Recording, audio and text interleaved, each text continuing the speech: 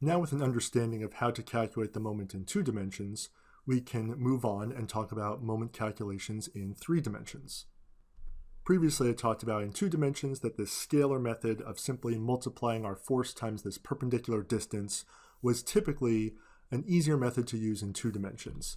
However, in 3 dimensions, we always want to make the vector calculation when we are calculating our moment about a point or later moment about an axis. So we're going to use this vector equation, and we're always going to find the moment vector. Now, technically in 2 dimensions, we were still finding a moment vector, but always that moment vector was only around the k or the z axis. We're going to find now that our moment is going to be about the I, the j, and the k axes potentially when we calculate our moment. So the equation we always want to use in 3D and sometimes in 2D is going to be this m equals r cross f. Now we want to pay very special attention to the subscripts here and the order that everything is being written. So here, for example, I want to find the moment around some point O is equal to ROA cross FA. So what does this mean? This means that force F is acting through point A. That's what F sub A is meant to mean here. So the line of action of F passes through point A.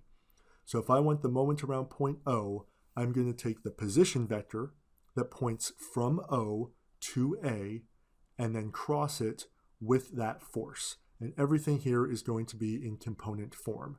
So always when we are doing the cross product to find the moment about a point, the position vector we use is the one that goes from the point we want the moment about to the point that the force is being applied, or to a point that the force passes through, that the line of action of the force passes through. And also we want to pay attention to the order of this equation. It's r cross f. The order matters. It is not f cross r. As you know previously, when looking at the cross product, if we reverse the order of the cross product, we are going to negate the result of that original forward cross product. So r cross f is the same as negative f cross r, but it is not the same as f cross r. So what we want to be cautious here is it is possible to numerically get the correct result if we make 2 mistakes. So one, if we were to do f cross r and we were to use RAO instead of ROA, we actually numerically would get the right result because switching the order of the cross product negates the result, but also reversing the direction of the position vector negates it. So those 2 negatives would cancel each other out, and numerically we would get the right moment. However, the procedure is incorrect. It just happens to give us the correct result. So always, when taking a moment in 3 dimensions or 2 dimensions for that matter with this cross product approach, make sure that those 2 points are correct. The order of the cross product and the direction of the position vector. So a benefit of using this cross product method is automatically the signs are going to come out correctly. We don't have to individually worry about is it counterclockwise or clockwise like we did with the scalar approach before. It's going to work out automatically from the cross product as long as we set it up correctly. And like with any cross product, 2 vectors are going to go into it and a vector is going to come out. So the vector we get out is telling us how much moment is around the I, the j, the k axes as in those components.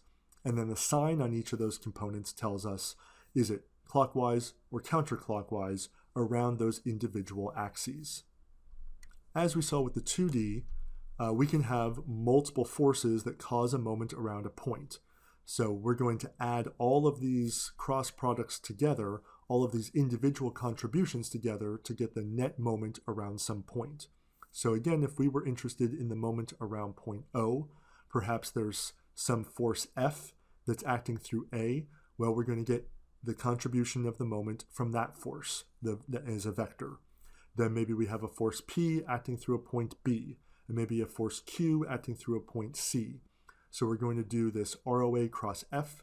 We're going to add that to the ROB cross P. We would add that to the ROC cross Q. So always the position vector is going to start at the point we want the moment about, but for each force, it's going to point to a point that that force passes through.